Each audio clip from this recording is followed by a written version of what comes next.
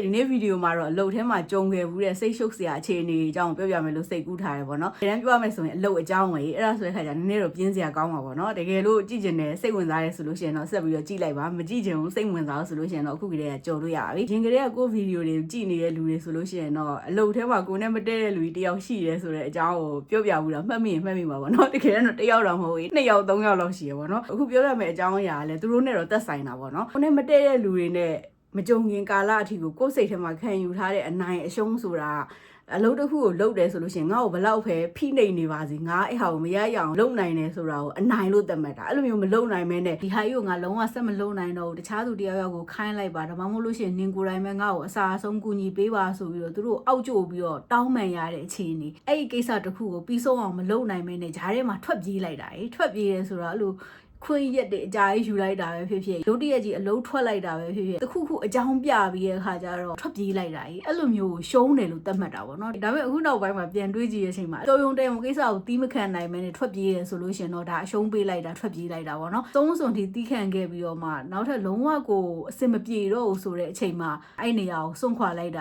ကတော့ကိုယ့်ကိုကာကွယ်တာလို့ပြောလို့ရတာပေါ့နော်အဲ့ဒါဆိုတော့လူတဦးတယောက်ချင်းစီရဲ့စိတ်ခံစားမှုအခြေအနေတွေပေါ်မှာမူတည်ပြီးတော့မှထွက်ပြေးတာလားကိုယ့်ကိုကာကွယ်တာလားအရှုံးပေးတာလားအနိုင်ယူလိုက်တာလားနိုင်ပိုင်းလိုက်တာလားဆိုတော့ကွဲပြားခြားနားသွားပါဘောเนาะဖို့အတွက်ဆိုလို့ရှိရင်တော့အဲ့အချိန်ကာလမှာသူတို့အောက်ကျတောင်းပန်ပြီးတော့ငါမလုံနိုင်တော့ပါဘူးငါ့ကိုကူညီပေးပါဆိုပြီးတော့ပြောလိုက်ရတာအရှုံးဆိုပြီးတော့ကိုကိုတတ်မှတ်တယ်ပေါ့နော်အဲ့အချိန်တော့ကတော့အဲ့ဒါကြောင့်မလို့လုံးဝကိုအရှုံးမပေးဘဲနဲ့ project ကြီးပြီးဆုံးတဲ့အချိန်အထိငါသူ့ရှေ့မှာလုံးဝစိတ်သက်ကြမပြဘဲနဲ့စိတ်သက်ခိုင်ခိုင်မာမာနဲ့အနိုင်ယူပြရမယ်ဆိုတဲ့စိတ်ကအဲ့ချိန်မှာအပြည့်အဝရှိခဲ့တာဒီဟာကတော့တပိုင်းပေါ့နော် project ကြီးကလည်းကိုတောင်းပန်ယူရတဲ့အပိုင်းကကောင်းကောင်းမွန်ပြီးဆုံးသွားတယ်ဆိုတဲ့ခါကျတော့ဒါလည်းပြကိုနိုင်တယ်လို့ယူဆလိုက်တာပေါ့2024မှာအဲ့လိုအနိုင်ပိုင်းခဲ့တယ်ကျွန်တော်2025ကျရှုံးပေးပြီးထွက်ပြေးလာခဲ့တယ်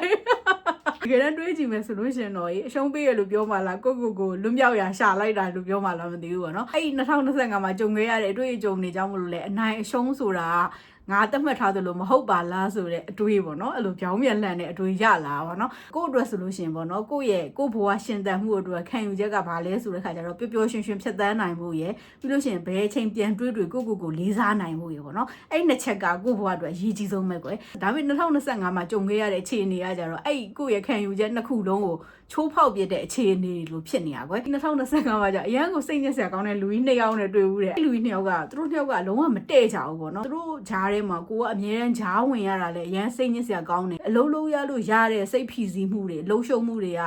ကပျော်စရာကောင်းသေးတယ်လေကိုလိုချင်လို့ရတာဟုတ်ဒါပေမဲ့ဒီလိုမျိုးသူများကိစ္စတွေမှာဂျားထဲမှာဝင်ပြီးတော့ပြောရဆိုရပြီးတော့ဖြစ်တဲ့ကိစ္စတွေကကြာကိုလည်းမလိုချင်ဘူးစိတ်ဖိစီးမှုလည်းပိုခံစားရတယ်လို့ခံစားရတယ်ပေါ့နော်သူတို့2ယောက်စလုံးဘယ်သူ့ကိုမှကိုကကြည့်လို့မရဘူးရင်ကတ်တယ်ပေါ့နော်အဲ့ဒါဆိုတော့ကို့မှာဘက်လိုက်ချင်းတော့မရှိဘူးအမှန်တိုင်းပြောတယ်ပေါ့နော်အဲ့တော့တခါတရံမှာတစ်ဖက်လူကကောင်းတာရှိတယ်လို့တခါတရံမှာတစ်ဖက်လူကမကောင်းတာရှိတယ်အဲ့ဒါဆိုတော့ကိုကဂျားထဲမှာသူတို့ရဲ့အကြောင်းတွေကိုပြောနေရတဲ့ခါကျတော့ကိုခြုံတွန်းလုံနေတယ်ဆိုတဲ့ခံစားချက်မျိုးလည်းရတယ်ပေါ့နော်ဒါပေမဲ့လည်းတစ်ခုရှိတာကကျတော့ကိုတယောက်တည်းကိုမေးတာမဟုတ်ဘဲနဲ့အဖွဲ့ထဲမှာရှိတဲ့လူတွေအကုန်လုံးကိုမေးတာဆိုတဲ့ခါကျတော့ဖြေအားလုံးကတော့တူတူပဲတော့ဖြစ်တာပေါ့နော်အဲ့လိုမျိုးပုံစံမျိုးတွေလည်းရှိတယ်ပြီးတော့ခါကျတော့စိတ်ညစ်စရာကောင်းတဲ့လူ2ယောက်ထဲမှာ1ယောက်ကကျတော့စိတ်ကြယောဂရှိတာတို့တခုခုဆိုလို့ရှိရင်အားငယ်တတ်တာတို့လူတွေနဲ့အပေါင်းအသင်းဆက်ဆံမှုမလုပ်နိုင်တာတော့ပေါ့နော်အဲ့လိုမျိုးစိတ်နဲ့ပတ်သက်တဲ့ယောဂတွေသူမှရှိတယ်ပေါ့နော်ဒီတဲ့တော့အဲ့လိုမျိုးလူတွေကိုဆိုရင်ပတ်ဝန်းကျင်ကဖေးမပြီးတော့နွေးနွေးထွေးထွေးဆက်ဆံရတာပေါ့နော်ကိုကလည်းအစာပိုင်းတော့ကတော့ဖေးမပြီးတော့နွေးနွေးထွေးထွေးဆက်ဆံတယ်ပေါ့နော်ဒါပေမဲ့နောက်ပိုင်းရောက်တဲ့ခါကျတော့သူ့ရဲ့လုပ်ရက်တွေကလည်းလုံးဝတိခတ်နိုင်စရာအကြောင်းမရှိတော့ဘူးပေါ့နော်ကိုယ့်ရဲ့မူရင်းစိတ်အခြေအနေကလည်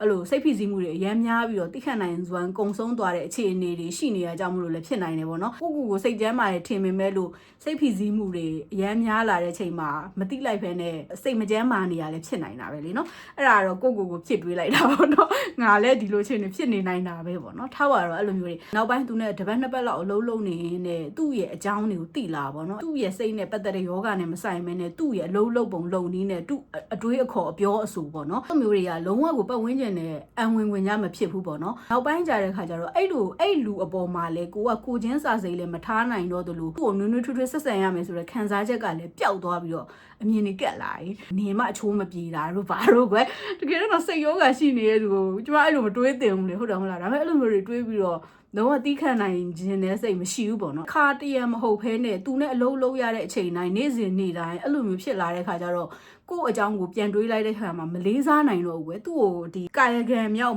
ဝစီကံမြောက်ဘာမှမလုပ်နေပေမဲ့လို့ပေါ့နော်ဒီမနှောကန်တဲ့ဒေါသတွေထွက်ပြီးတော့ညှို့ညင်းနေတာကွယ်ကိုလေးစားမှုကအဲ့ချိန်မှာနည်းနည်းပျောက်ဆုံးသွားပါတော့ကိုယ့်ရဲ့ဘဝရည်မှန်းချက်ထဲမှာပျော်ပျော်ရွှင်ရွှင်နေနိုင်မှုဆိုတာပါတယ်ဟုတ်တယ်မလားလုပ်ငန်းဝင်မှာဒါမျိုးဖြစ်နေလို့ရှိရင်ကိုယ့်ရဲ့ပျော်ရွှင်မှုဆိုတာလည်းပျောက်ဆုံးတယ်ကွယ်သူကြီးကနောက်ကြတော့သူ့ရဲ့စိတ်ကျန်းမာရေးအခြေအနေကတိတ်မကောင်းတဲ့ခါကျတော့သူတလားလောက်နဲ့လုံနာသွားရောအဲ့မှာနေနောက်ထပ်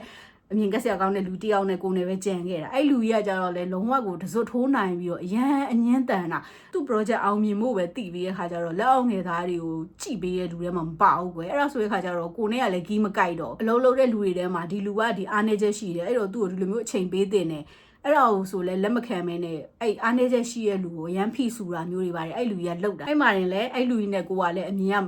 မတူ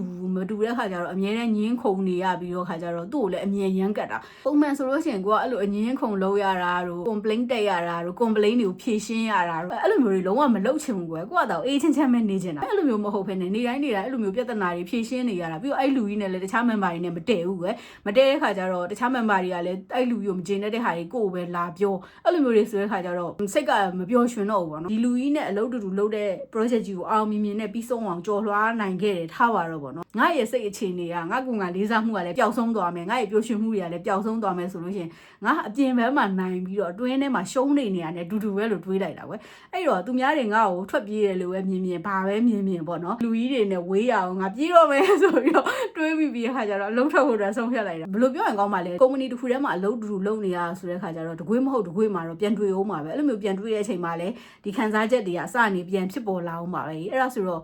တော်ပြီလေကိုစိတ်ညစ်စရာကောင်းမယ်ဆိုတာကိုသိနေတာကိုဘာလို့ဆက်နေတော့မှလဲပေါ့နော်အဓိကပြောချင်တာကတော့ပေါ့နော်အဲ့လိုမျိုးအနိုင်အရှုံးဆိုတာရဲ့သတ်မှတ်ချက်ပေါ့နော်ပြင်ကလူတွေဘလို့သတ်မှတ်အရှုံးသမားလို့သတ်မှတ်ပေါ့နော်ကိုယ်စိတ်ထဲမှာဘာလိုချင်တာလဲဆိုတာကိုကိုယ့်အသာကိုသိဖို့ကအရေးကြီးဆုံးအဲ့လိုချင်တဲ့နောက်ကိုလိုက်ဖို့ကအရေးကြီးဆုံးဆိုတာကိုသိသွားတာကွယ်အခုအလုံးလုံးနေကြတဲ့လူတွေထဲမှာလည်းကိုလိုမျိုးခံယူချက်နဲ့ငါဒါကိုမလုံနိုင်ရှုံးသွားမှာပဲအဲ့ဒါကြောင့်မလို့ငါဘလောက်ပဲဖိနှိပ်ဆက်အနိုင်ကျင့်ခံနေရပါစေတိခံပြီးလုံမယ်ဆိုတဲ့လုံနေကြတဲ့လူတွေရှိမယ်လို့ထင်တယ်ပေါ့နော်အဆုံးစွန်ဒီတိခံရင်လည်းနောက်ပိုင်းလုံးဝတိမခံနိုင်တော့တဲ့အချိန်မှာထွက်ပြေးတဲ့နီလန်းကလည်းမှားသွားတဲ့လူတွေအများကြီးရှိရပေါ့နော်ဘယ်လိုပြောရင်ကောင်းပါလဲအလုပ်ဆိုတာစာဝတ်နေရေးအတွက်တော့အရေးကြီးတာဟုတ်တယ်ဒါပေမဲ့ကိုယ့်ဘဝနဲ့ရှင်လို့ရှင်အရေးမပါဘူးကွယ်ဟုတ်တယ်မလားကိုကအလုပ်ထဲမှာအရေးမပါတဲ့လူအရေးမကြီးတဲ့လူဖြစ်မယ်ကွယ်ကိုမိသားစုကိုပတ်ဝန်းကျင်ကိုချစ်ခင်တဲ့လူတွေအတွက်ဆိုလို့ရှင်တော့ကိုကအရေးကြီးတဲ့လူအရေးပါတဲ့လူတယောက်ပဲလေဟုတ်တယ်မလားသူတို့အတွက်မဟုတ်ဘူးဆိုရင်တော့မှကို့အတွက်ကိုကအရေးကြီးတယ်ရေးပါတယ်ကွယ်အဲ့ဒါဆိုတဲ့ခါကျတော့အလုပ်ထဲမှာပင်မဆင်းရဲပြီးတော့နောက်ဆုံးမခံနိုင်တော့လို့မှားရင်းတဲ့လမ်းကိုရွေးချယ်လိုက်မိတယ်ဆိုလို့ရှိရင်မတန်ဘူးလေဟုတ်တယ်မလားခံနိုင်တော့တဲ့အခြေအနေတွေနည်းနည်းများလာပြီဆိုလို့ရှိရင်အဲ့ဟာကိုကသတိပြုမိလိုက်တာနဲ့တပြိုင်နက်ပေါ့နော်အဲ့နေရာကနေစွန့်ခွာဖို့အတွက်စူးစမ်းတာအကောင်းဆုံးပဲလို့ထင်တယ်ပေါ့နော်ကိုအကြောင်းကိုတိမှကိုစိတ်ကိုတိမှကိုကာကွယ်နိုင်ပါ යි ငါဒါလှုပ်လိုက်ရှုံးမယ်နိုင်မယ်ဆိုပြီးတော့သတ်မှတ်နေတဲ့လူတွေရှိရဆိုလို့ရှိရင်ခုချိန်ကစပြီးတော့အဲ့လိုမျိုးအနိုင်ရှုံးဆိုတာဒီခေါင်းထဲမှာမထည့်တော့ဘဲနဲ့ကိုကာကွယ်ဖို့ကိုပျော်ရွှင်ဖို့ပဲအဓိကထားပြီးတော့စဉ်းစားဆုံးဖြတ်တာကောင်းတယ်လို့ထင်တယ်ပေါ့နော်ဒီနေ့တော့ဒီလောက်ပါပဲနောက်မှပြန်တွေ့ပါမယ်တတာ